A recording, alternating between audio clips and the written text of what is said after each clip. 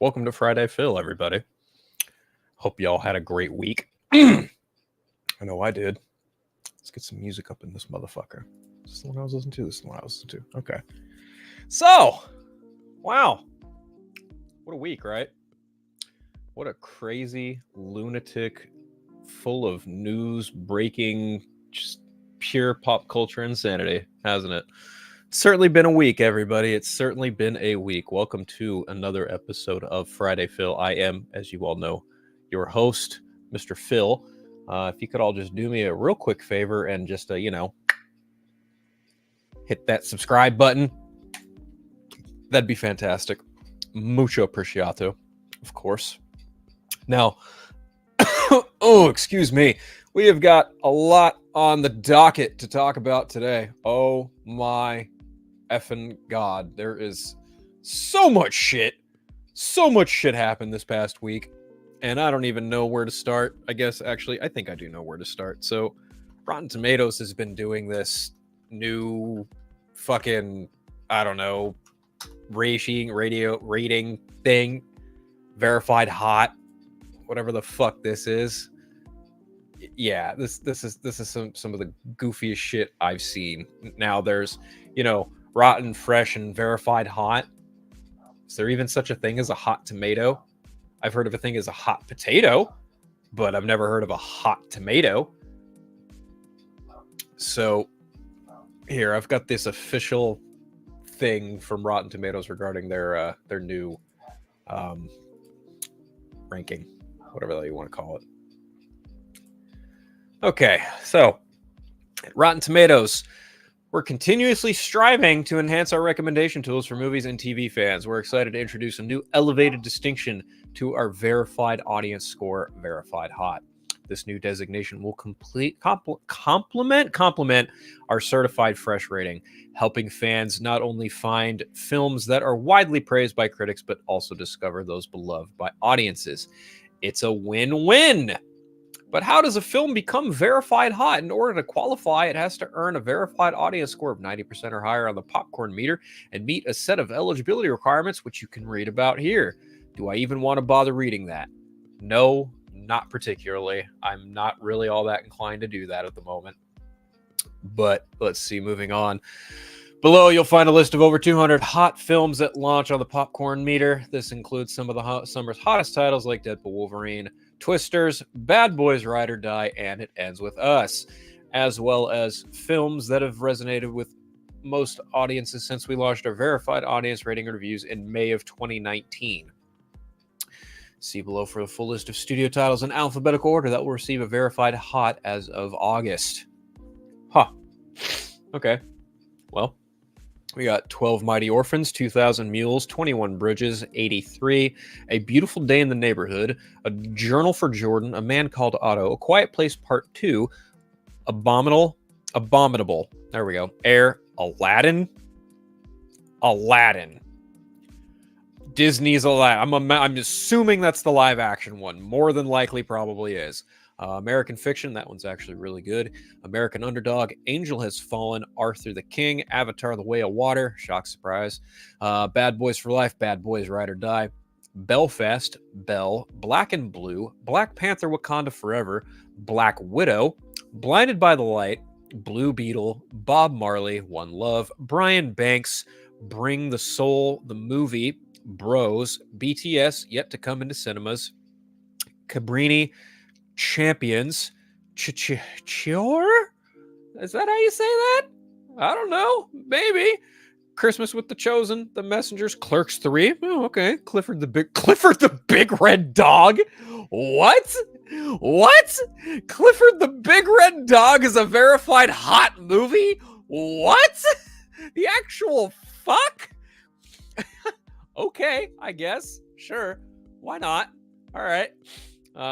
Creed 3, Cruella, Dark Waters, Deadpool and Wolverine, Demon Slayer, Kimetsu no Yaiba the movie, Mugen Train, Devotion, Downtown Abbey, A New Era, Dragon Ball Super, Dream Horse, Dune Part 2, that's well deserved, Dungeons and Dragons, Honor Among Thieves, sure, Echo in the Canyon, Elemental, Elvis, Encanto, Father Stew, Fly Me to the Moon, Ford Ferrari, Free Guy, Frozen 2, Ghostbusters Afterlife, Glass Onion, and Knives Out Mystery.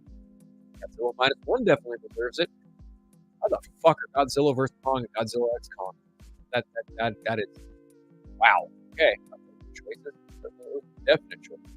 We got Gran Turismo, Guardians of the Galaxy Volume 3, Guy Ritchie's The Covenant, Hanuman, Harold and the Purple Crayon.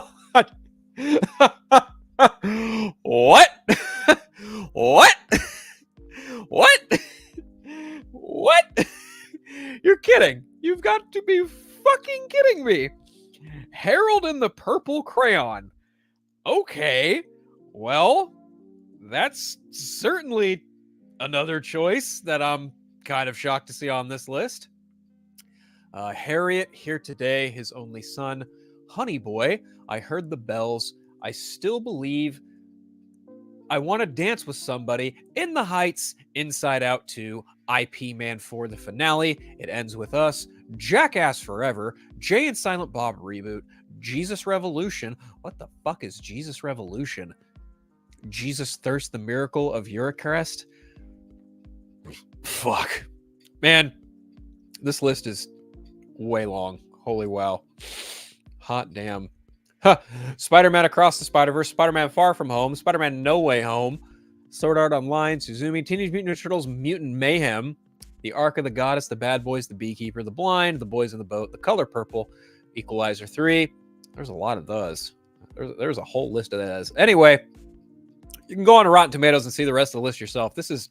Wait a minute. Transformers Rise of the Beast even made this list? What the fuck?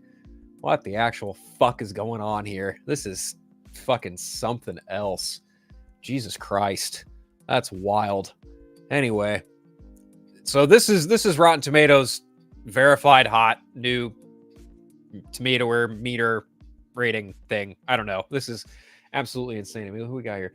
Little Movie Perp. I'm Little Movie Perp. Saw you on Movie Madness Entertainment Get to Know segment. Really enjoyed it. Looking forward to your content. Much luck and success. Thank you very much for tuning in, my friend. Appreciate it.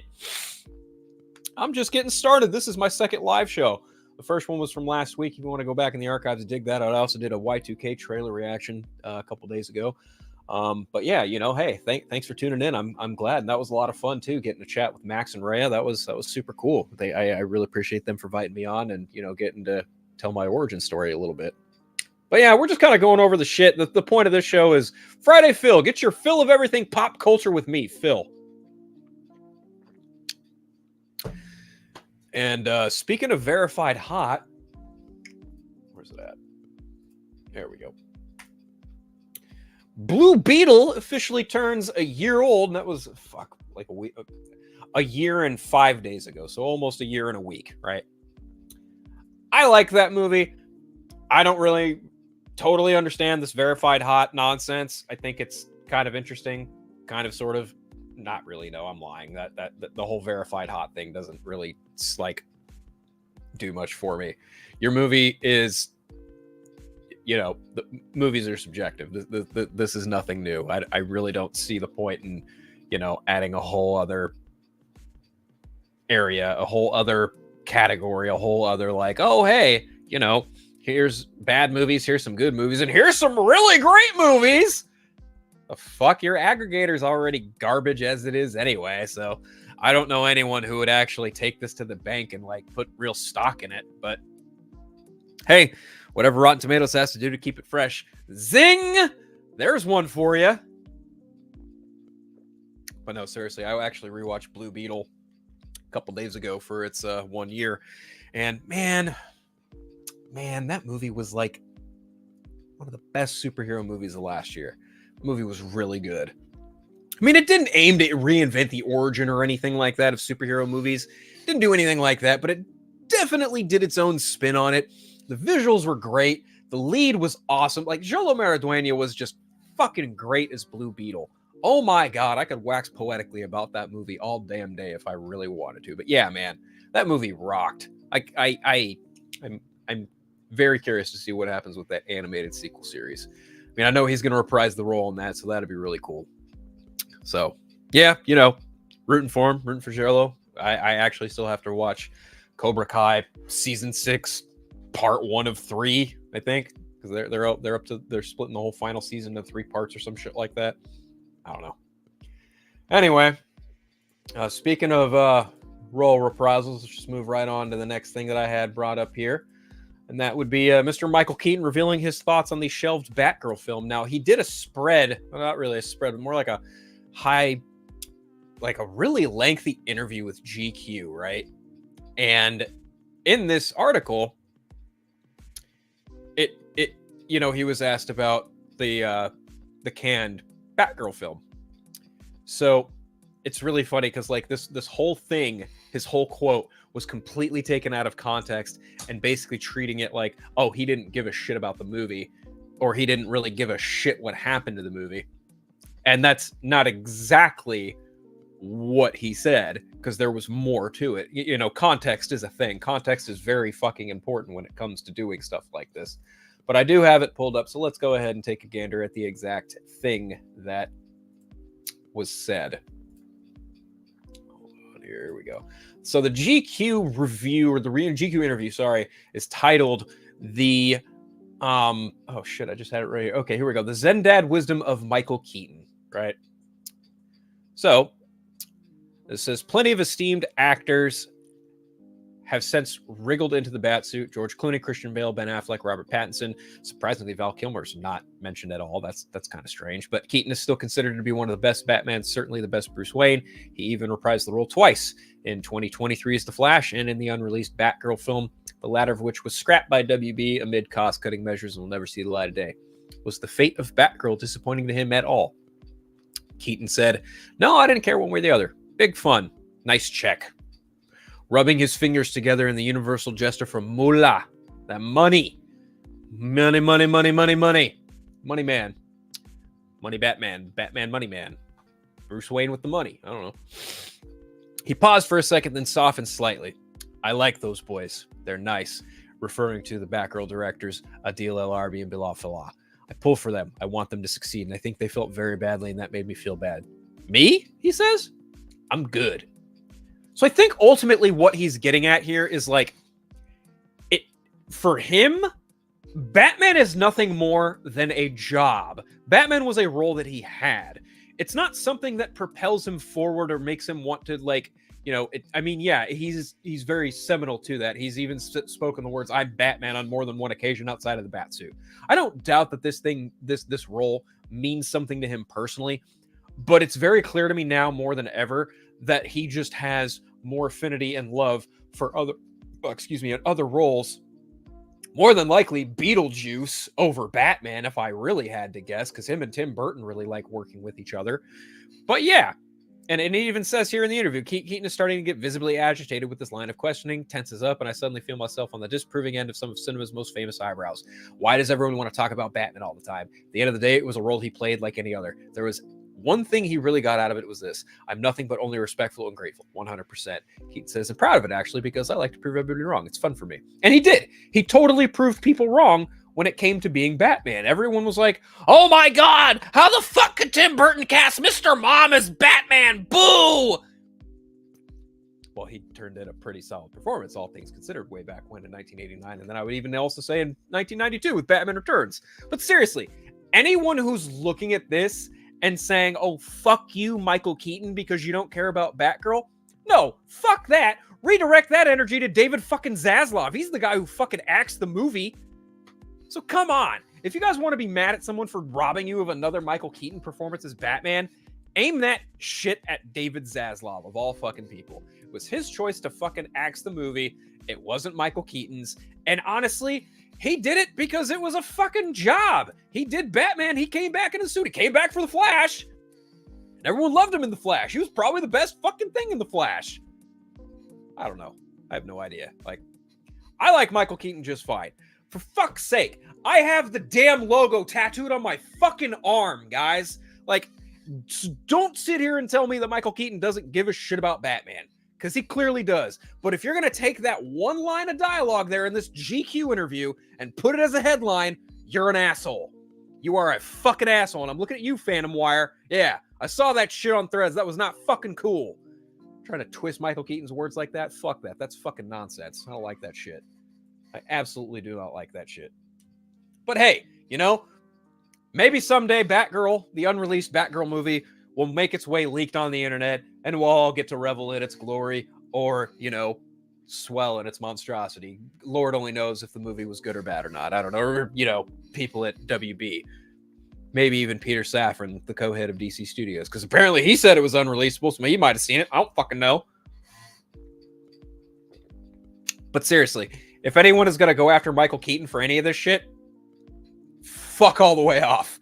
Just fuck all the way off with that shit. Because the minute I saw that quote, I was like, okay, there's got to be way more context to this. And sure enough, there was. So if you're all curious, by all means, Google Michael Keaton GQ interview. It's a nice big spread, goes over his whole fucking career, and it's a lead into Beetlejuice, which, by the way, comes out in like 2 weeks. I'm excited for that. I think it looks like a ton of fun. It's probably the most practical movie ever made, next to Alien Romulus at this point. So, as long as Michael Keaton's happy, I'm happy. As long as any Batman actor is happy, I'm happy. So, A-okay. Yes, even George Clooney. Yes, fuck George Clooney. Yes, we know. Mr. I freeze. I'm Batman, George Clooney. That one. Yes. Anyway, let's see. Daryl Taylor. Hey, man.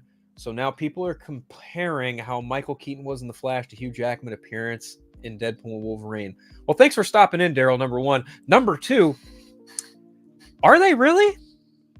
Because if it's like on Twitter, I wouldn't know. I'm not there. I have not seen this. So this is news to me. But I will say this.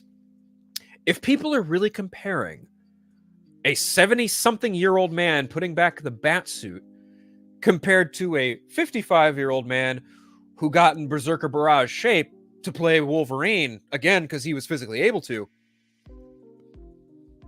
I don't see how that's even comparable. Like they were written to do two different things. They were, done in completely different ways. I mean, yeah, it's cool to see, Michael Keaton step back into the cowl. It was fantastic to watch Hugh Jackman put on that suit for the first time.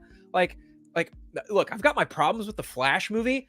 I don't think it's like cinema. I don't even think it's superhero cinema, but it's not fucking terrible. Like, it's got not great things in it. Michael Keaton was not one of those things that wasn't great, because he was fucking spot on, even if he was just, pushing out his famous one-liners most of the time and delivering fun Easter eggs. But I don't really see how people are comparing Michael Keaton in The Flash to Hugh Jackman in Deadpool and Wolverine. That's, again, news to me. So I wouldn't know. I haven't seen anything like that. I usually, all of my trolling and musings are on Threads these days. I left Twitter in November of last year, so I haven't seen any of that. I haven't seen any of that on Facebook. I haven't seen any of that on Instagram. So if people are comparing Michael Keaton in The Flash to Hugh Jackman in Deadpool and Wolverine, that's their prerogative, and I'm sure it's probably rooted in some form of tribalism. I wouldn't know, to be brutally honest with you. But thank you for stopping in, Daryl. Okay. Now, what else do we got on the docket here, right? Oh, man, there's so much shit I got to talk about. We got so much fucking shit. Like, yes, I will address the Acolyte getting canceled later. I'm not really ready to blow my fuse on that yet, but let's move to some, you know what? Since I'm on Rotten Tomatoes, and there is a new movie out, let's go with this. The Crow is out in theaters today. The preview screenings were last night. People had seen it the night before, a couple of days earlier, and it's definitely it's being received as about as well as I thought it was going to be received. That's for sure. So, I haven't seen it yet. I don't know if I will see it. A couple people that I know personally who have seen it weren't very kind about it. So, is anyone really shocked? Because I'm not. Like, I mean, for crying out loud, like it's. I don't even like using this aggregator at all, but like it's just like. Let's see. Let's check this shit out, right? 21% tomato score, 66% audience score. Well, we have another case of audience seems to like it. Critics don't give a flying rat's ass about it. I don't know. I like Bill Skarsgård. I think Bill Skarsgård's a great actor, personally. Is he the right choice for another crack at Eric Draven? I can't say that for sure because I haven't seen the movie yet. But let's see what critics are saying about The Crow, right? I would like to view all reviews. There we go. All right. Overall, The Crow is not only a missed opportunity that fails to justify its existence, but an endeavor that should have been laid to rest many years ago. This is from Matt Neglia. Forgive me if I mispronounced your name, buddy. From Next Best Picture. Original score is 2 out of 10. Alan Ning, forgive me again if I mispronounced that. It drags through a slow love story, lacks the original's dark, gritty atmosphere, and misses the intensity that made the 1994 film a cult classic. James Preston Poole. Sexy, tortured, very gothic. The Crow absolutely lives up to its namesake in its own way. Original score 7.5 out of 10. Adam Olinger. The Crow should have stayed dead. Damn. That's cruel. Sarah Gopal. For a story based on simple, primal concepts, love, death, and revenge, it neglects to create a real connection between audiences and the core characters, resulting in a soulless, tedious experience. Ooh. Ow. That one felt like it might have stung.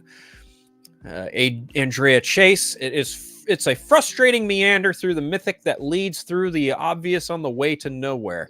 That feels like it was written by AI. Robert Kojder, again, forgive me if I mispronounce anybody's last name. Aside from one brutally satisfying action sequence, The Crow is a series of events stitched together with no build-up, logic, or momentum. For a movie about star-crossed soulmates, it has no soul. Wow.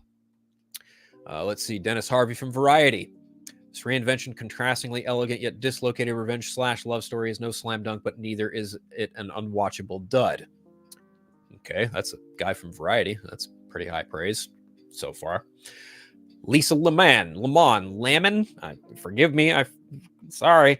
Everything in this movie is too much of a gloomy, buttoned-up slog to deliver even amusingly bad material.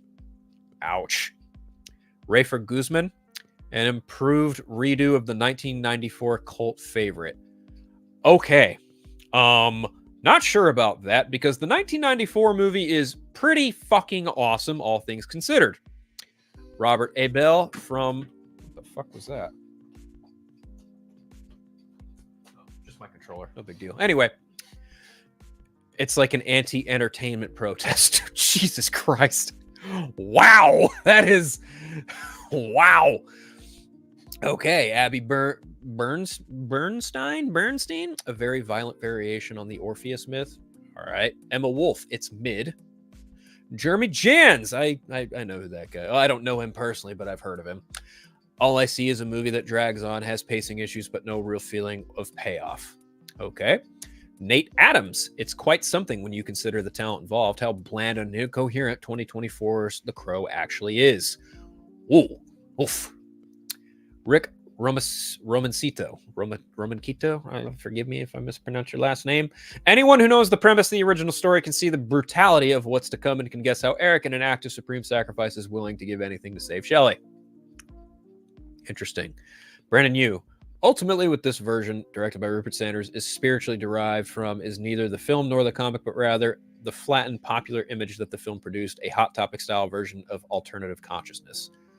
Oh my God. Let's see. The results are bleak, unimaginative, and despite the presence of a couple of bona fide good actors, tiresome to watch. It's a film that can't help but remind you of the original, if only because you'll be longing to rewatch that movie instead. Paul Klein from Philhouse Magazine says the core audience for this clearly is 13-year-olds who shop at Hot Topic and their skinny SoundCloud rapper boyfriends. Damn, that's a burn. And then, of course, Nadia Martinez. While trying to separate itself from the 90s cult classic, it essentially loses its gritty charm and core elements of what made the original film so distinctly unique. Just another revenge film lacking any of the gothic elements that made The Crow iconic. Full score 5 out of 10. That's naughty. I was with her at San Diego. She's super nice and super fun person. But yes, so this film is clearly very polarizing, would be putting it nicely. I'm not sure if I'm going to get around to seeing it. I don't know if I will. I don't know if I won't. We shall definitely see. But yeah, this was definitely kind of funny to read through. Kind of. Some of those were pretty ouch. Like, turn the dagger a little more, why don't you? Daryl says, I'm going to check out The Crow tomorrow, mostly to see what Land of the Dead looks like. Oh, okay. That's fair. That's fair. That's definitely fair. Yeah, I don't know. I have no idea if I will watch this movie or not. That is yet to be seen. I'm kind of waiting for Beetlejuice, if I'm being brutally honest. That one seems like a more fun watch to me. But I don't know. I might rewatch The Crow and then go watch this one. Or I might watch the new one and then go back and rewatch the old one. I don't know yet. Haven't quite figured out what order of release I am going to do that in. Not entirely sure. But it definitely does not look all that great for The Crow. For sure. That show, that movie, I should say, it ain't looking too good, guys. It definitely ain't looking too good. But you know what is looking good? This news actually dropped today. I don't have a breaking news thing yet. But this shit right here, oh my God. This put me on my ass today. Well, okay. It didn't really put me on my ass, but I went, oh fuck. Like, what? This? You're kidding. No way. Fucking James Spader is coming back as Ultron for Marvel's Vision series. Holla! What? What? What? What? Wait, oh my God! Like, no fucking way, dude. James Spader's coming back as Ultron for fucking Vision. This is fucking awesome. This is fucking awesome. Let's do that one more time, because again, This is fucking awesome. this is super fucking awesome. No joke, no lie. This shit is fucking rad, okay? I love that about this. Alright, Hollywood Reporter, let's break this shit down. James Spader is returning to the Marvel Cinematic Universe. The Emmy-winning actor is set to reprise his role as the voice of the robotic villain Ultron in Marvel's Untitled Vision series, the follow-up series to its acclaimed WandaVision show. He first played the role in, of course, 2015 Avengers Age of Ultron. Paul Bettany is reprising his role as Vision, the android who fell in love with the Scarlet Witch and then was destroyed by Thanos in Avengers Infinity War. In WandaVision, he returned via magic and the power of grief, but also as a rebuilt android, now ghostly white. Terry Matalas, the much-heralded showrunner of Star Trek Picard, is spearheading the new show, which has been referred to as Vision Quest, although that is not the official title, and which tackles White Vision's search for a new purpose in life. Adding to the show's mythology mix is Ultron, who, as Marvel fans know, was a sentient being created by Tony Stark, aka Iron Man, to act as a defense program, but that instead turned against humanity. They really should retroact that because he was created by not only Tony Stark, but also Bruce Banner. Anyway, Ultron then created his Vision, but before Vision became conscious, the Avengers took his body from Ultron. Vision's ultimately was given consciousness courtesy when Bruce Banner and Tony Stark uploaded what was left of Stark's AI Jarvis into Vision, creating a being that was neither Ultron nor Jarvis. Luckily for the Earthlings, this son turned against his father to help the Avengers defeat the bad guy. If you guys want a more thorough revisit of that, you can watch Avengers Age of Ultron. I honestly am kind of tempted to rewatch that movie now because of this news. It says Ultron was seemingly destroyed at the end of the movie, so it was unclear how he would return and what kind of relationship he would be with the Vision. The series is meant to be the third part of a trilogy that started with WandaVision and continues in Agatha All Along, which debuts in September on Disney+. The new show is eyeing a shoot in England in early 2025. Spader is a longtime actor whose career has straddled both film and television, such as Sex, Lies, and Videotape. Pretty in Pink established him from the 80s generation while starring in Boston Legal, earned him awards and TV bona fides. He did a stint on The Office and spent 10 seasons creepily starring on the NBC crime show The Blacklist, which aired from 2013 to 2023. And of course, James Spader is rep by CAA. Now, How the fuck does Ultron come back, right? That's the question. That is the big question. How the fuck does Ultron come back? Well, me, being an IT guy, being a guy with a computer science degree, although I'm no Tony Stark, I'm no mechanical engineer, I'm no Bruce Banner, I'm no fucking scientist, I'm none of that. But if I were a betting man, since Vision, White Vision, was created and cloned, more or less, from the original, then that would then lead to some kind of fragmented, leftover data of some kind of Ultron being present as well.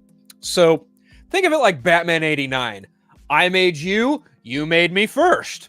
It's going to be something like that, if I had to guess. I don't really know. I don't really care. Terry Matalas is a fucking phenomenal showrunner. All 3 seasons of Picard, from what I've been told, I only watched the first season, were fucking amazing. The guy knows how to tell a story. The guy knows how to bring characters back. Okay? So if there's anything this guy is good at, it's bringing characters back. He's bringing back the Vision, and now he's bringing back fucking Ultron. We're getting Ultron versus Vision round 2, motherfuckers. And it's going to be awesome. Super fucking awesome. This is fucking awesome. Yes, Daryl. I too. I also wonder how they will bring him back. I am very curious myself how exactly they're going to bring back Ultron. But like I said, it's probably going to be, some form of replicant data or something like that. It's going to be tied to White Vision somehow, I'm sure. We'll see. It'll be a lot of fun. I like James Spader. I thought he was very underserved in terms of what happened with Age of Ultron. So him getting another crack at this is just fucking thumbs up for me. I'm here for it. I like James Spader. I think he's a great actor, personally. So yeah, I can't wait. Hopefully the show starts filming early next year, like they're saying, and then we can probably get it in 2026, probably. Like if I had to guess, maybe. Like, you probably slot it sometime before Avengers Doomsday, maybe. I don't know. Maybe, yeah. Because there ain't shit on that fucking roster for 2026 outside of fucking Avengers Doomsday. Ain't shit on that roster. So I'm going to guess that 2026 is probably going to feature Avengers Doomsday as obviously a theatrical release, Wonder Man as a television Disney Plus show, and then probably maybe Vision Quest, whatever the fuck they decide to call it. That's my guess. I don't really know. Can't really know for sure. But speaking of Avengers Doomsday, kind of, sort of, not really, but yes, speaking of Avengers Doomsday, more specifically, Dr. Doom, the one and only Mr. Robert Downey Jr. Did I even write it down? I did not put it as a fucking... Oh, man. I did not put it as a banner. Son of a bitch. Anyway, speaking of Doom, I have here this nice teensy-tiny little article regarding Robert Downey Jr. and his return as Dr. Doom. Robert Downey Jr. recalls Kevin Feige pitching him Doom. Let's get Victor Von Doom right. The actor, currently Emmy nominated for playing 5 characters on the HBO limited series The Sympathizer, joined the Hollywood Reporter's Awards Chatter podcast for a very wide-ranging conversation. Now, I haven't listened to this personally yet. I've been kind of meaning to, just been putting it off. I'll probably give it a listen here very soon. But according to this interview, around a year ago, so this time last year, like August of 2023, which would have been during the strikes, funny enough, maybe even before, who knows. Around a year ago, Robert Downey Jr. and his wife, producing partner, Susan Downey, sat down with Marvel Studios boss Kevin Feige for a chat. It wasn't unusual for Disney and Feige to be talking. After all, the two have kept in touch following Downey's departure from the MCU after Avengers Endgame. The conversation soon took a multiverse-shattering left turn when Feige suggested Downey could return to the MCU even though his character Tony Stark was dead. Quote, he said, "It just keeps occurring to me, if you were to come back," Downey said in the latest episode of the Hollywood Reporter's Awards Chatter podcast. Susan was like, "Wait, what? Come back as what?" That's right. Robert Downey Jr. coming back to the MCU? How? Downey and Feige went on to talk about the issues that needed to be resolved should the actor return. How can we not go backwards? How can we not disappoint expectations? How can we continue to beat expectations? Downey recalled added the actor, and then he brought up Victor Von Doom. I looked into this character later on, and he goes, let's get Victor Von Doom right. Downey already wanted to meet Disney CEO Bob Iger about contributing to the company's parks and location-based entertainment, and soon he found himself at the mogul's home. Iger already seemed to know about the Doctor Doom idea and quickly told Downey that he liked it, before arranging for the actor and Feige to visit Disney's Imagineering campus to see what was in the works there. You want to talk about two guys that are not easy to have their minds blown yet alone at the same time? What is going on there right now is so beyond my expectations of what was possible. In the years since leaving the MCU, Downey has remained close to Avengers directors Joe and Anthony Russo, as well as Iron Man director Jon Favreau. At San Diego Comic-Con in July, Feige confirmed that the Russo brothers were back to direct a pair of Avengers movies, Avengers Doomsday for 2026 and Avengers Secret Wars for 2027. A group of men dressed as Doom swarmed the stage, and one stepped forward. He took off the mask, and it was Downey. It was one of the biggest reveals in Comic-Con history. Quote, new mask, same task, Downey told the crowd. Boy, I tell you, I like playing complicated characters. Downey, who was in the Emmy race for playing 5 roles in the HBO Park Chan-wook limited series, The Sympathizer, shared much more in career-spanning interview with the awards chatter host Scott Feinberg, which is there below, linked in the Hollywood article, Hollywood Reporter. Now, first of all, I was in the room when that shit was announced, so that was fucking amazing, number one. Number two, I think this is awesome. I love the idea. I love Robert Downey Jr. as an actor. I really like him as Iron Man, even though in Civil War he was totally wrong. But that's besides the point. That's all about character development, and I appreciate that. I do think the idea of him as Doom very much supersedes that of someone like a Mads Mikkelsen or, you know, any other actor you could get in a role. Because here's the thing, okay, right? Dr. Doom has been in 3 Fantastic Four movies. Not one of those times has he ever lived up to his fullest potential. Not once. Ever. Look, don't get me wrong. I like Julian McMahon. He did a fine job with what he was handed. Toby Kebbell, on the other hand, he probably doesn't want to talk about that movie too much. Hell, probably the whole fucking cast of that movie doesn't want to talk about Fan Force to call that much.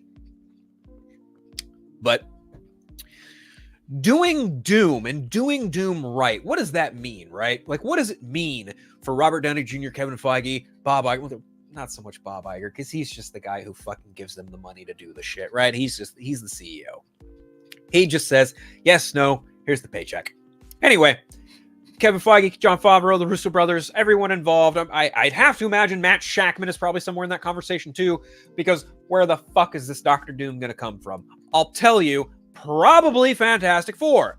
First steps. Would not doubt it one bit that Robert Downey Jr. is probably in that movie. Why the fuck would they announce his casting immediately after that showcase of Fantastic Four First Steps, which was fucking epic, by the way? Seriously, here's why, and I'm going to reiterate what I wrote on multiverseofcolor.com. Robert Downey Jr. being cast as Dr. Doom is more intrinsic and special for the MCU specifically. And I'll tell you why. Because in the Secret Wars story, specifically the one Jonathan Hickman wrote, Dr. Doom is the one that when 1610 and 616 merged into one battle world, he was the one, by he I mean Dr. Doom. Doom was the one that oversaw everything. He was leader, quote, not quote, but he was named God Emperor Doom of Battle World. Now, how the fuck does this apply to the MCU? Well, check this shit out. If the Marvel Cinematic Universe is effectively going to get some kind of soft reboot following Avengers Secret Wars, who better to dismantle the MCU timeline and put it back together in a brand new way so new actors can come in and take on existing roles than the guy who fucking started it all? Yeah, that's why. There's some really crystal clear synergy going on there, and I think a lot of people are really hung up on the idea of, oh, Marvel's just being desperate. Marvel's just going back to the well. Marvel's just taking an easy way out. No, the fuck they're not. This is bold. This is different. And honestly, I can't fucking wait to see Robert Downey Jr. play not only a villain, but the biggest villain in Marvel canon. Sorry, Kang, I love you, but you ain't Dr. Doom. But come on, guys. Like, give it a chance. Even if they do the whole variant Tony Stark thing, sure, I can understand criticisms there. But if they make him straight up Latvarian and have him be Victor Von Doom from the fucking go, and he just happens to look like Tony Stark, and he is from the world that Fantastic Four First Steps is from, sign me the fuck up. Either way, I was already signed the fuck up. Like, this is gonna be awesome. This is going to be the fucking sauce. I cannot fucking wait for this movie. And honestly, even from like a general audience perspective, people are going to look at the posters for Avengers Doomsday, see Robert Downey Jr.'s Doom and be like, yep, we got to see that. That's going to be an event. Let's see what we got going on in the chat here. Let's see. Why didn't it show it? Come on. There we go. Nope. Wrong one. There we go. That's not the right one either. Finally, okay. I loved RDJ interview and how he explained his take on Doom. We'll be in Doomsday and Secret Wars, and for fanboys complaining about the cast, you need to get over it. I agree completely. I keep telling people online the RDJ version of Doom will not be the Doom after Secret Wars. More than likely not. I mean, the Secret Wars story in the comics ended with Reed fixing his face. So this version could easily end with another version of Doom being brought in for, you know, later purposes, because I don't see how Victor Von Doom doesn't have a place in the MCU following Secret Wars. I could be wrong. We very well could be wrong. We know how the fuck this is going to go. I mean, you know what? Here's another valid point. They wiped out Thanos, right? In Avengers Endgame.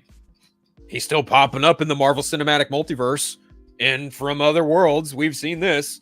So if Thanos can come back, Doctor Doom will more than likely come back. The only one who probably ain't coming back is Kang the Conqueror, unless they recast the role, which at this point I don't think they're going to bother doing, which sucks because I actually quite like Kang the Conqueror quite a fair bit. Let's see.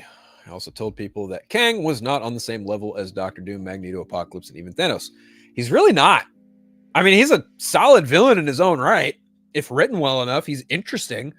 But in terms of like popularity, general audience measure, Kang ain't it. Kang isn't Apocalypse. You're right. He's not Apocalypse. Magneto, not on the same level as like a Thanos or even like a Doctor Doom. And the thing is like Magneto had the luxury of being introduced in an animated series as well as a couple movies, right? And people were already familiar with who Magneto was. Apocalypse, well, they kind of shot themselves in the foot with that with X-Men Apocalypse, but he is a very notorious X-Men villain. And then as far as Thanos is concerned, there was not even all that much buildup from Avengers 1 to Avengers Infinity War. He showed up in Guardians of the Galaxy and, made threats to Ronan the Accuser. He showed up at the end of Age of Ultron and grabbed the Infinity Gauntlet, and then his full-blown introduction was Avengers Infinity War. That's how they brought in Thanos. And then he laid waste to the Hulk in like 30 seconds flat, and it was great. So that was cool. And Kang the Conqueror, they decided to introduce him into Loki season 1, and then his like big debut was in Ant-Man Quantumania. And we all saw how that turned out. Not that great. So you couple that with the allegations against Jonathan Majors and then his court verdict. Yeah, I don't really blame Marvel Studios for going into the direction that they're going. I mean, a lot of people theorize that, if Kang didn't pan out, they should pivot to Doom. I was kind of on the fence about it, but after bringing in Robert Downey Jr. to do the role, fuck it. They ain't got nothing to lose at this point. So, more power to Marvel Studios. I am 100% in the corner for having RDJ be Victor Von Doom, for sure.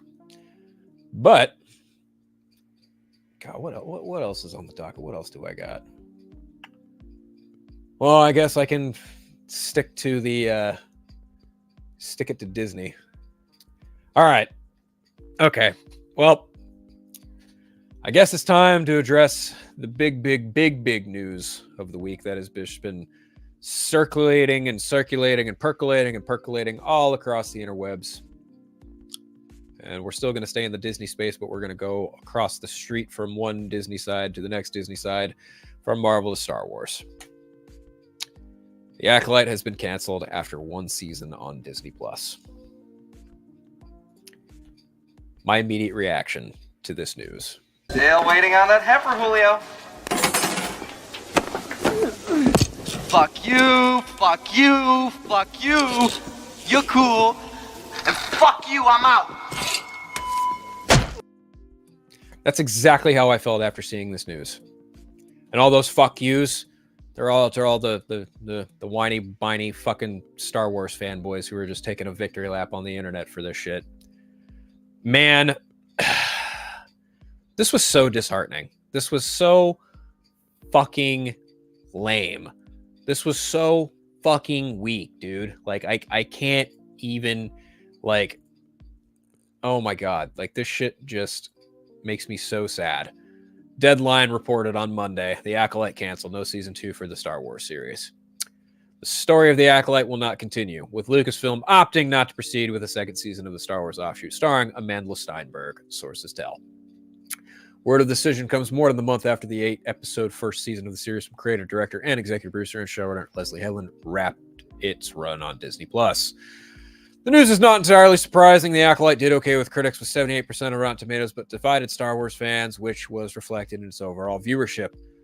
I call bullshit on that, but driven by the interest into the Venerable Space franchise. I don't even think I said that right. The Acolyte got off to a strong start with its launch on June 4th, with 2 episodes generating 4.8 million views in its first day on the streamer to rank its biggest series premiere on Disney Plus this year. The tally rose to 11.1 million views after 5 days of streaming. Corroborating Disney's data, the series made its debut on the top Nielsen's top originals chart in the premiere week at number 7. 488 million minutes viewed, climbing to number 6 the following week. But The Acolyte could not sustain the momentum, dropping out of the top 10 in the week 3 and staying off before returning at number 10 after the release of the finale. 335 minutes, believed to be the lowest for a Star Wars series finale. Like fellow global streamers, Netflix and Prime Video, Disney Plus has a high viewership threshold for renewing high-end by a big budget series that cost well above $100 million per season to make.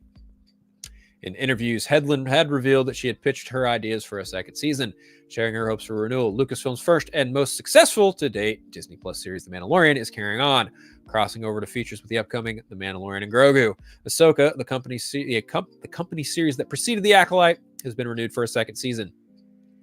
The Acolyte was a mystery thriller that took viewers into a galaxy of shadowy secrets and emerging dark side powers in the final days of the High Republic era.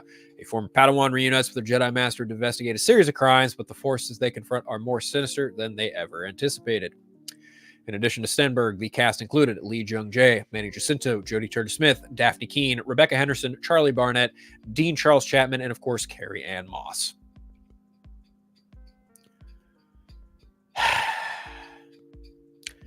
This was an absolute slap to the face from Disney, which is strange because they didn't do this for the Book of Boba Fett. They did not do this for Obi-Wan. I am just genuinely kind of disappointed that this news came from fucking Deadline, and we've seen, the aftermath of it. Manny Jacinto shared a picture of this stuff. They dropped this fucking article on his birthday. That's grimy. That is fucked up. That is superbly fucked up. Look, I ain't gonna lie to y'all, okay? I like the show. I thought it was good. I never said it was perfect. Never said it was bad. It had some questionable moments. I'll say that. There were some definite moments that made you scratch your head as far as the plot was concerned. I will concede that. But the people who are online taking a victory lap, laughing at the fact the show got canceled, calling it trash, garbage writing, blah, blah, blah, blah, fucking making fun of Amanda Stenberg for her fucking video on Instagram, which was targeted at the racist idiots trying to fuck with her. But you all, not by you all, I mean those dingleberries that are fucking just running their fucking mouths, right? Oh, why did she make that video? That video was fucking stupid, blah, blah, blah, blah, blah.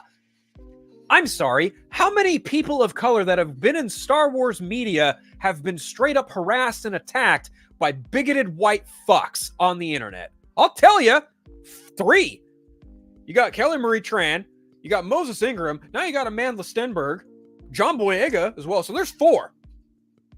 What the fuck, dude?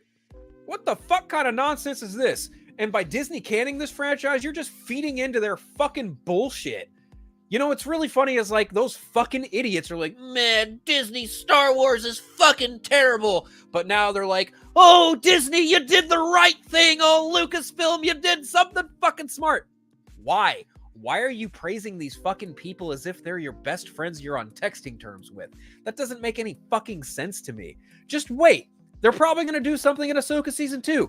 You're going to make a shitty thumbnail about how much you hated that. They're probably going to do something in Mandalorian and Grogu where you're going to fucking bitch and whine about it. They didn't do what you fucking wanted to do.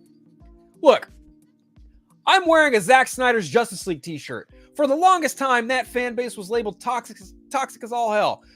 Fuck that. Star Wars fans are by and far more toxic than anything these fans have done. At least these guys, at least we fucking pulled together for charity. We advocate for suicide prevention. What the fuck do Star Wars fans do? Clack, clack, clack, clack, clack. Fuck Leslie Headland. Clack, clack, clack, clack, clack. Oh my god, this show broke canon. Oh my god, this show is garbage. Ooh, you Disney Star Wars fans are fucking terrible. Get fucked. Get fucked. 10 ways to Sunday. You can like something, you can not like something. That is within your fucking right as a human being and a right to your opinion. But when you start pushing out that bullshit and your fucking argument is every time, Disney Star Wars this, Disney Star Wars that, wah, wah, wah, I don't like Disney Star Wars, I don't like Disney, fire Kathleen Kennedy. I'm sorry, no one has the right to entertain your fucking ignorant opinion, and that's all there is to say about that. But you know what? To make matters even worse, what the fuck did Lucasfilm do? What the fuck did Disney do? Fuck, I can't move my mouse right today. Jesus Christ. Where are my banners at? They take down the fucking merchandise from the Disney store. Like, to just make matters even worse. It's like, oh, hey, you've got your wound? Here's some salt. Fuck off. Like, fuck all the way off. I don't know why they would do this. This is such a just fucking shame, dude. Like, oh my god. And a month ago, I was at San Diego Comic-Con and I saw all of the Acolyte stuff just out there for people to see. And fans walked up to it. You know, they're taking pictures. They fucking gawked at it. They watched it. Like, it was fucking awesome. I'm so disappointed that Lucasfilm is just fucking canning this shit. And if they take this series off of Disney Plus, oh man, heads will fucking roll. Star Wars fans will not be... When I say Star Wars fans, I mean the not shitty Star Wars fans. They are going to be fucking livid. They are going to be fucking livid if this series gets yanked off of Disney Plus. Mark my words. If you think they're pissed now, they will be even more pissed if this series gets pulled off Disney Plus Willow style. So, it's a shame. It's just an absolute fucking shame that, and look, citing the Nielsen numbers, how is that even an objective measure? Like, streaming is still such a fledgling thing in comparison to network television. There's no demographic numbers here. There's no hard data. It's all just minute view. There's no calculation of minute to dollar fucking expectation for how much this was supposed to make back. So all the people saying, well, it didn't get enough views, so it got fuck off. Just sit on it and fucking spin and fuck the fuck off. Okay? There. That's all I've got to say, because my God, the whole victory lapping, the whole yay we won, fuck off. Fuck all the way off. But holy shit, dude. This is just it's insane to me. One of the few things I will agree with this is, like, this show, on top of a few others, have divided the Star Wars fan base.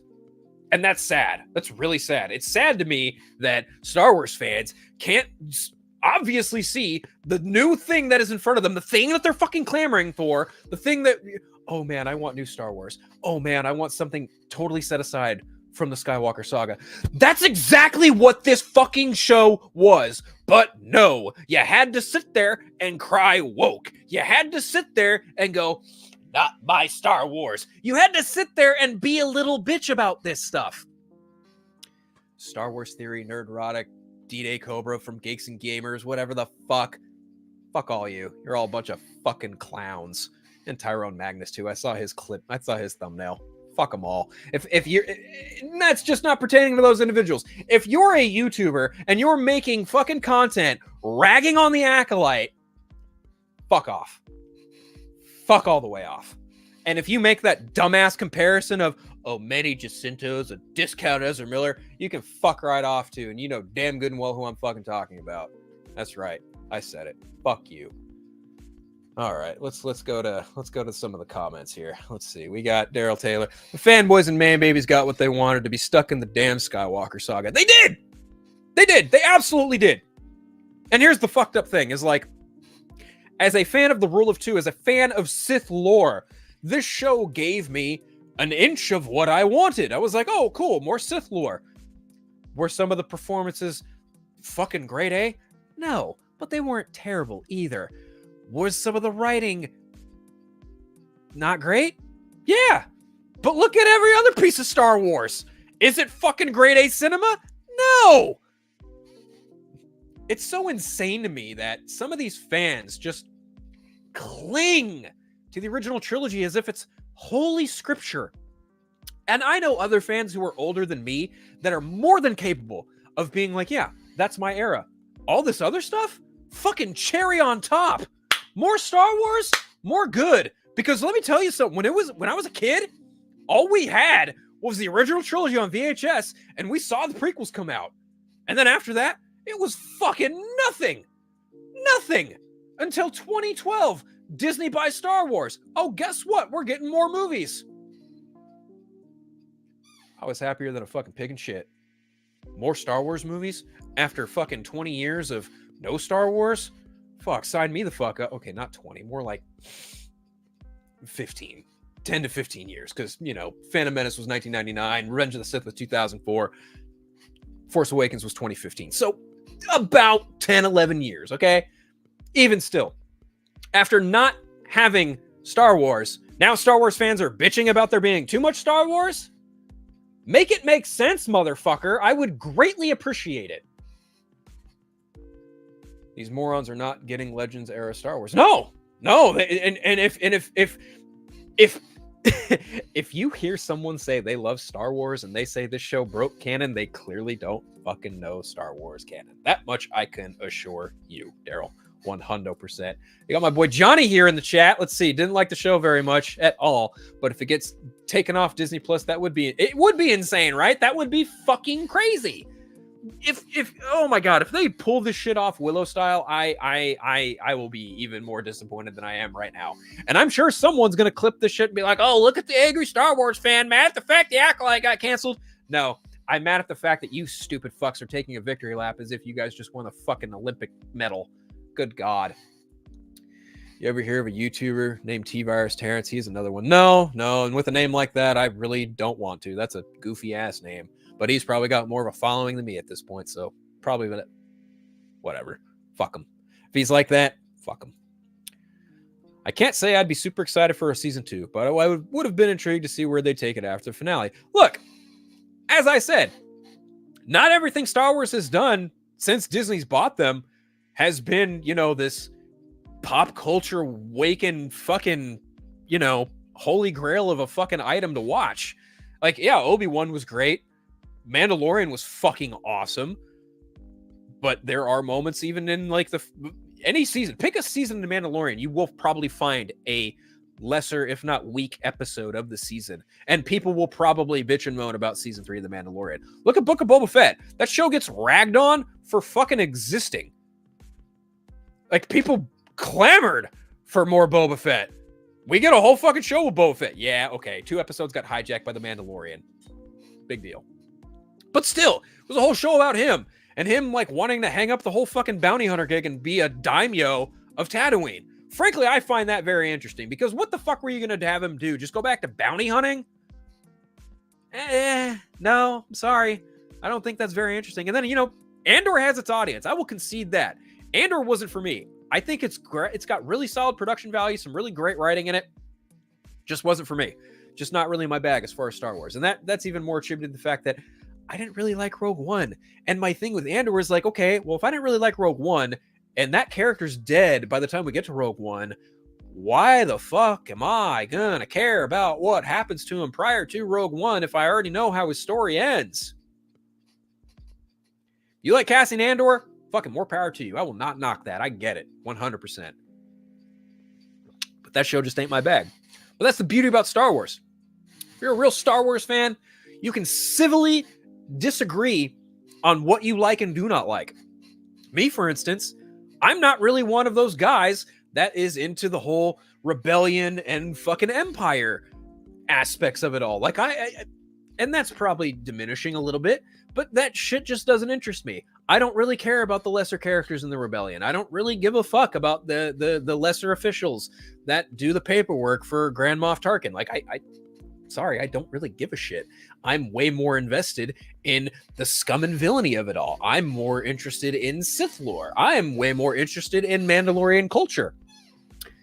And yes, I do have an affinity for the Jedi, but even that ultimately probably gets trumped by Sith lore and Mandalorian culture, because even then, there's some overlap there, funny enough.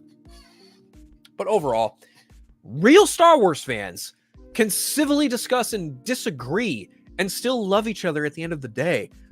But this whole, oh, you're all eating fucking the poo that Lucasfilm is giving you. Fuck off. Just fuck the fuck off.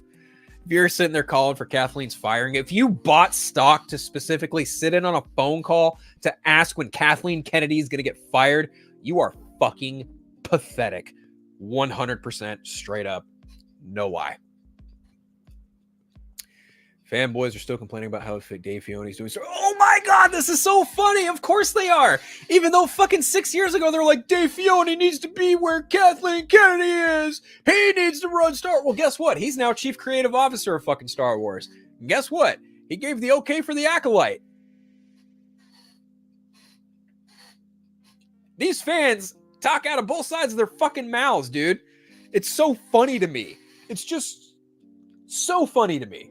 So funny. Some of these fans, what's even funnier is like you got some fans who are like, give it back to George Lucas. What? Here's what I have to say in response to that. You guys want George Lucas to have it back? Okay.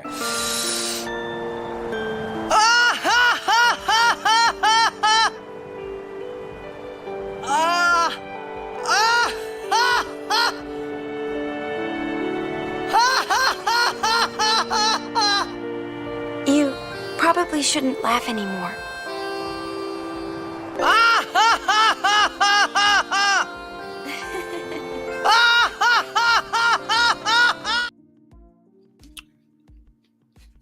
That's my response to fanboys who want George Lucas to have Star Wars again. Because let me tell you, it would just be a regurgitation of all the complaints they had about the prequel trilogy. Shitty writing, bad character development, wah, Anakin's creepy, wah. We'd just be right back there. We'd never hear the end of it. We're never going to hear the end of it. As long as Disney has control over Star Wars, we are never going to hear the end of this shit. These ignorant, dumbass fans are always going to find something to fucking bitch about when it comes to Star Wars. Johnny says, yeah, true. I think every Disney Star Wars project has some redeemable qualities, some more than others. And that's just it, dude. Whatever you love about Star Wars is not going to be present in everything Star Wars does. But if you have an open mind, you can at least acknowledge where their strengths and the weaknesses are. And that's the beauty of it. There is no black and white with fucking Star Wars. I'm sorry, there isn't. As much as so many fans want it to be, as much as fans want it to be about the Skywalker saga. But even then, they fucking reject the Skywalker saga because they don't like Rey Skywalker. Too soon? Well, guess what, bitches? She's got a fucking movie coming out, and y'all ain't gonna be fucking happy about that either. I can promise you that. It is what it is, right? I love Star Wars. I will always love Star Wars. I've loved Star Wars since I was a kid. Whatever the fuck Disney wants to do, more power to them. They have control over the IP. Am I disappointed and frustrated that they canceled The Acolyte? Yes, I am. 100%. I think it is a very unfortunate, disappointing, and frankly, nearsighted move. Specifically because they introduced Darth Plagueis and now they're not going to do a fucking thing with it. Yep. That's where I'm at with that. Been more of a fan of the Sith Lord and the Bounty Hunter lore. See? Again, that is the beauty of Star Wars. There is more than one crack in this massive universe to latch onto. It's not just about the Skywalker saga. It's not just about Han and Chewie. It's not just about blowing up Death Stars. Star Wars is a fucking galaxy full of cool shit. And cool shit for everybody. But when we try and do something different, what happens? These fucking idiot fanboys just cry and cry and cry ever so loudly on the internet. And just like with The Last Jedi, going into Rise of Skywalker, and now with The Acolyte, these ignorant fans get their fucking wish. Last thing I'll say, if this has done anything, it is just going to prompt more people to not only rewatch the show, but now, if the outcry is loud enough, we could very well maybe. I'm not banking on it, but it would be interesting to see another. Not necessarily release the Snyder Cut, but something in that vein of renew the Acolyte. You know what I mean? I know there's a hell of a lot of petitions going around. You sign one? Cool. More power to you. Will I sign one? Yeah, maybe. I don't know. Considering this is Disney and they have fucking money up the wazoo, they're probably just going to pivot to something else. I don't know. I have no idea. Would be nice to get another season and see what happens with Darth Plagueis and May and Quimir. I would love to see where all that cortosis came from. But no, we're not getting any of that. Not anytime soon. Which sucks. Speaking of something else that also got pulled, and this is completely fucking 180. The Megaopolis trailer dropped on Wednesday, and then it was immediately pulled because it had fake quotes attached to it from okay, so the fake quotes were apparently from, like, you know, named critics, but the quotes themselves were fake. And I actually just saw this today that yeah, here we go. Let's pull this shit up.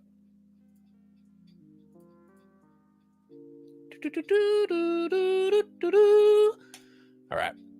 Megaopolis cuts ties with marketing consultant behind trailer debacle. Fabricated critic quotes were generated by AI. Ooh. Ow. Following its recent debacle involving fabricated trailer quotes, Lionsgate, Francis Ford Coppola's epic Megaopolis, has cut ties with marketing consultant Eddie Egan. Sources have confirmed a deadline. Lionsgate declined to comment, but we hear that the quotes featured in yesterday's trailer revealed by Fulcher to be fake were found to have been generated by AI following an investigation. The materials fell under the purview of Egan, who, prior to his work as an independent consultant, held executive posts at STX Film and assorted major studios. In the immediate aftermath of the trailer snafu, some questioned whether the fake quotes were part of a marketing ploy purposefully designed to keep the film in the headlines. But we're told this couldn't be further from the truth. Rather, the situation should be looking as a cautionary tale, as neither Egan nor Lionsgate was out to intentionally fabricate quotes. Mistakes were simply made in the vetting of marketing materials. Okay. How the fuck do you market this trailer with fake AI generated quotes and nobody takes the time to research if the quotes are valid or not? Lionsgate has had a really fucked up year, and it just continues to look increasingly worse for them. Borderlands was a $90 million flop. Looks like The Crow's probably going to flop pretty hard too. There's this. The ballerina movie's going in for some pretty heavy reshoots, so that budget's probably going to get inflated. Yeah, Lionsgate's just having not an off year, they're having a fucking bad year. Straight up. Okay, let's see. Let's continue on. If Egan's involvement with Lionsgate Megaopolis campaign is over, whether he'll be back in business with studio again in the future is not yet clear. It was early Wednesday morning, Lionsgate debuted its second trailer for Megaopolis, featuring a slew of past criticisms of Coppola's now iconic works by such famed critics as the New Yorker's Pauline Kael, Village Voice's Andrew Saris. In reference to The Godfather, for example, Kael was quoted as calling the film diminished by its artsiness, with Saris referring to it as a sloppy, self-indulgent movie. The intention was to argue that while Megaopolis was polarizing from the time of its first screening at pre-Cannes, as many filmmakers' works have been, the film will stand the test of time as another Coppola classic. While it's not clear who exactly gathered the AI quotes that wound up in the trailer, other critics cited included Roger Ebert, Vincent Canby, John Simon, Stanley Kaufman, and Rex Reed. Okay. Roger Ebert is fucking dead, number one. Then again, it probably could have been, a past quote, even though that's clearly not the case, because again, the man passed away, I believe, in 2013. So that's pretty fucked up. When word began to spread that the quotes featured in the trailer were fabricated, Lionsgate made the unorthodox move, taking the trailer down for the web and issuing an apology. Lionsgate is immediately recalling our trailer for Megaopolis, said a spokesperson for the studio. We offer our sincere apologies to the critics involved and to Francis Ford Coppola and American Zoetrope for this inexcusable error in our vetting process. We screwed up. We are sorry. Wow. I don't think I've ever seen a major motion picture studio outright come out and say, we fucked up. We're sorry. That's a first. I will give them that. Even after having kind of a bad year, at least they're willing to admit when they fuck up. They're not Sony Pictures. The trailer debacle hasn't been the only controversy Megaopolis has weathered en route to theaters, as Variety last month published a report on supposed unprofessional behavior from Coppola, along with a video that appeared to depict the director kissing extras on set. A week later, one of the women featured in the video, Raina Menz, came forward to dispute our sister's trade accounts of the events. Self-financed by Coppola at the budget north of $100 million, Megaopolis is a Roman epic set in the imagined modern America, which stars Adam Driver, Giancarlo Esposito, Natalie, Manuel, and many more, marking Coppola's first feature since 2011's Twixt. The film hits U.S. theaters on September 27th. Well, I tried to react to this trailer, but YouTube was like, nope, fuck you, copyright strike, which is funny because now we know that the quotes are AI generated. Isn't that a funny thing? I'm sure they probably hit me with a copyright because of the footage more so than the AI quotes, but hey, we'll never know. But found that kind of interesting that Megaopolis was like, here's our trailer. Oh, wait, by the way, fake AI quotes generated by AI. We're sorry. Yank. That's a bad look. It's a real bad look. And you know what? I bet you anything, some of those critics, when they saw this, they were probably just like, especially if they saw their name, they were probably just like,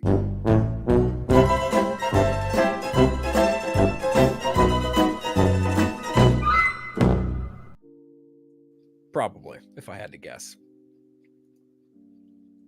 Not really sure, but damn, really sucks. That was really unfortunate. Like, to see that happened.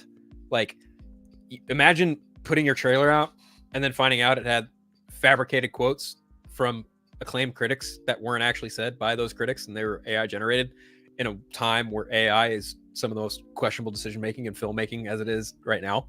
Like, this is insane to me that Lionsgate was like, yeah, sure, whatever, and this guy Eddie Egan was like, yeah, sure, whatever. Bro, you done got the big pink slip. You fucked up. You really fucked up. Like, you done fucked up. But hey, Lionsgate was like, sorry, we fucked up. We really fucked up. Our bad. Kind of tangentially created. Kind of tangentially related to Lionsgate, but not really. This actually kind of goes into more video game than anything, but it is kind of related since I did bring up Borderlands. Borderlands 4 announced for release in 2025, as well as Marvel Rivals arriving on December 6th. Now, Borderlands 4, I don't doubt one bit that announcement came because of all the bad press that the Borderlands movie was getting. Someone at Gearbox, more than likely, if I had to guess, probably Randy Pitchford, was probably like, hey, let's just go ahead and announce the next game. That way we can just kind of take some of the heat off the movie. Yeah. And at Gamescom, the opening night, boom, Borderlands 4. I love the Borderlands series. I'm curious to see what comes from Borderlands 4. I didn't really dig 3 that much. 2 is my favorite, so I do wonder what exactly will entail for Borderlands 4. And I did get in the Marvel Rivals beta. That was a lot of fun. I can't wait to play as Captain America and Winter Soldier when that game inevitably drops in the next couple months, about under 3 months away. So, yeah, that's kind of it for the gaming news. But yeah, man, I'm excited. I'm very much excited. I'll be partying like it's in 1999. Speaking of 1999, new trailer for A24 film Y2K. Now, I did a reaction to this video, and I'm very proud of it, by the way, for what it's worth. I'm very proud of my first reaction video. It was great. This film in particular looks like an absolute blast of a time at the theater. Oh my God. Like, 1999 setting is basically Superbad meets This Is the End. We've got Julian Dennison and, oh man, what is the kid's name from it? Oh man. Oh, what is his name? I am spacing on the actor's name. Oh no, Y2K film, damn you. Google, thank you. Jaden Martell, there we go. It's being directed by Kyle Mooney, with produced by Jonah Hill. And here's the poster for this thing. Why is it not fucking pulling up? God damn it. Open image, new tab. There we go. Okay.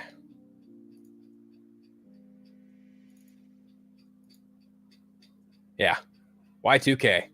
This looks dope as fuck. This movie looks really interesting. I would pull it up and react to the trailer again, but I just, if you guys want to check out my reaction, just go to the channel, go to the main channel, and just it should be the first thing you see. It is the first of many reactions to come, I'm sure. But yeah, this trailer for this movie looks incredibly hilarious. I can't wait for it. I'm very, very excited to see this. I believe this movie comes out a couple weeks. Yeah, December 19th, December 6th, maybe. Oh, fuck, I don't know. Hold on, let's see. It looks like release date is December 6th. Okay, so it literally drops the same day as Marvel Rivals. So it stars, as I mentioned, Jaden Martell and Julian Dennison. Also Rachel Zegler, Fred Durst, and of course Alicia Silverstone, which I don't remember the last movie that I saw her in that wasn't Clueless or Batman and Robin. So the fact she's in this has me even more intrigued. But the premise of it is the film depicts an imaginative version of the year 2000 problem. While two loser friends crash a high school party on New Year's Eve 1999, the bug causes all technology to come to life and turn against humanity. That is wild. That is absolutely fucking wild. I seriously, you guys haven't seen this trailer for this movie, just type Y2K trailer, Y2K movie in the YouTube search engine or wherever. You will find it, and you will likely laugh your ass off. This movie looks fucking hilarious. No joke. Also, I do think this about this movie. This movie to me is... This is fucking awesome. That's how I feel. This movie looks fucking awesome. I cannot wait to watch this movie. No joke. Let's see. Do I have anything else on the docket? Let's see here. What we got? Oh, yes. I do have two more things before we can call it quits. Actually, speaking of calling it quits, Jennifer Lopez and Ben Affleck have broken up again. This time it's a full-fledged fucking divorce. Oh, my guy. Poor Ben Affleck. Ben Affleck's my dude. He's my favorite Batman. He's one of my favorite actors of all time. It was really cool to see him and J-Lo get back together a couple years ago, and now they are cutting ties, calling it quits. Finato, finish, done, dunzos.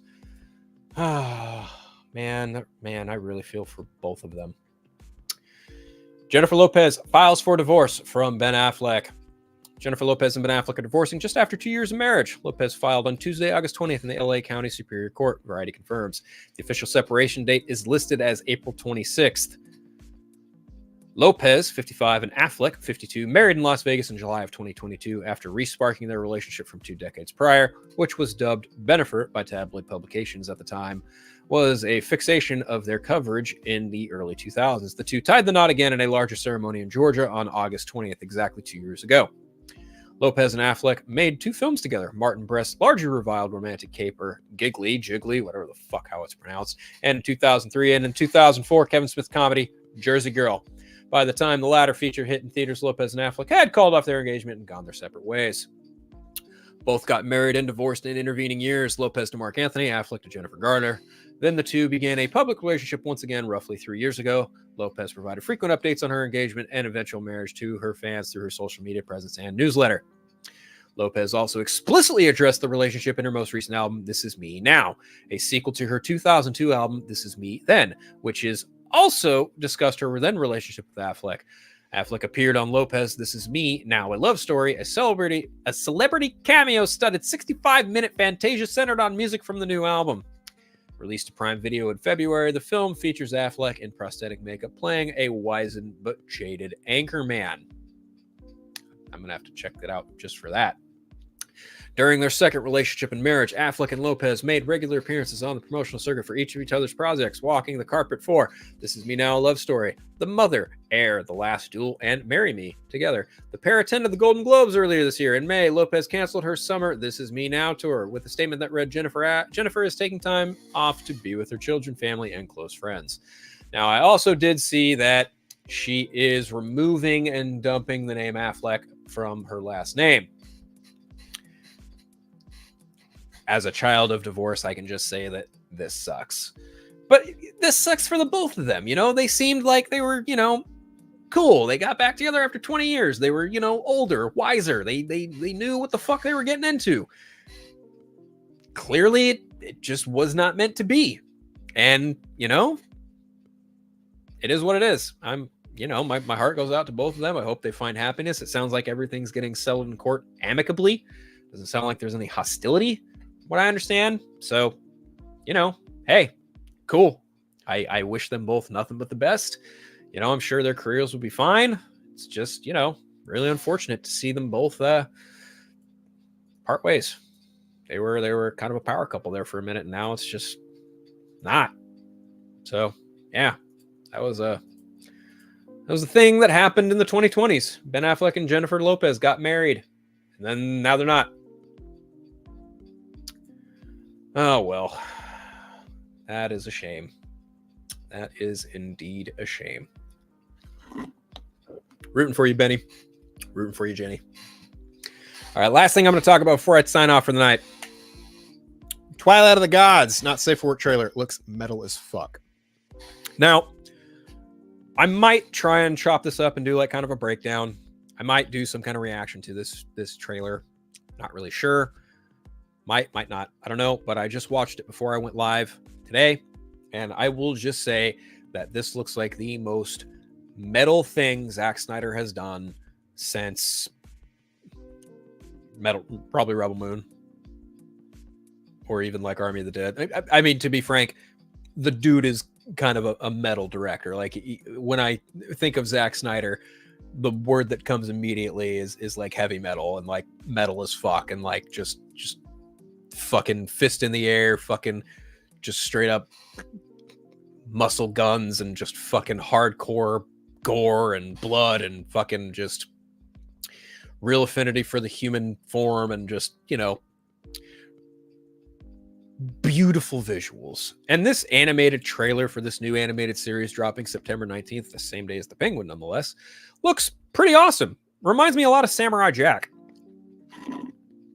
It's probably on Vero. I haven't seen where exactly this trailer dropped. I think Dave the Film Junkie mentioned it was on Twitter, but like I said, I'm not on Twitter, so I wouldn't have seen it. But I did a YouTube search for it, and I did manage to find this like minute and a half showcase of what I'm assuming is it, and it looks, again, metal as fuck. Yeah, this show is going to be the fucking tits. literally. Like there's boobies. Like you see Thor, you see Loki, you see I want to say Odin. Like you see a lot of like it's Norse mythology, but it's like fucking brutal Samurai Jack level fucking hack and slash, kicking ass, taking names. Thor beds a lady. It's fucking awesome. It's fucking metal, and I can't wait to watch it next month. It's gonna be the absolute bee's knees. Then again, as a fan of Zack Snyder, I usually tend to be very favorable of the man's work. So there is that. But yeah, that I do believe is all I've got for this week on Friday Phil. So I just want to thank everyone who came into the chat. Thank you, Little Movie Perp. Thank you, Daryl. Thank you, Gianni. And thank you for anyone who stopped in and tuned in while I was ranting about the Acolyte. I really appreciate it. Thank you to everyone who stopped in, but do me a favor. Just please do me that big favor. Just, hey, do this thing. Just do this thing. Do that for me. That'd be great. Just hit that subscribe button. Do me that favor. Like and subscribe. Make sure that notification bell's reached. Really appreciate it. Greatly appreciate it. I would very much greatly appreciate it. But yeah, that is about all I've got for this week's edition of Friday Phil. I hope you all enjoyed yourselves. I hope you all have a splendid weekend, reveling in the news that James Spader is coming back as Ultron. Hopefully you're probably putting up a fight for the Acolyte. No pun intended, no meaning to rhyme, but it just happened. Hopefully you're going to be watching some good movies. If you see The Crow, God bless your soul.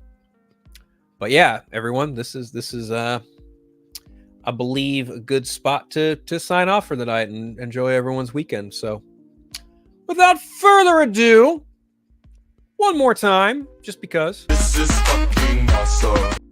I just love that clip. I love playing that clip, and I'm so glad I made that a clip.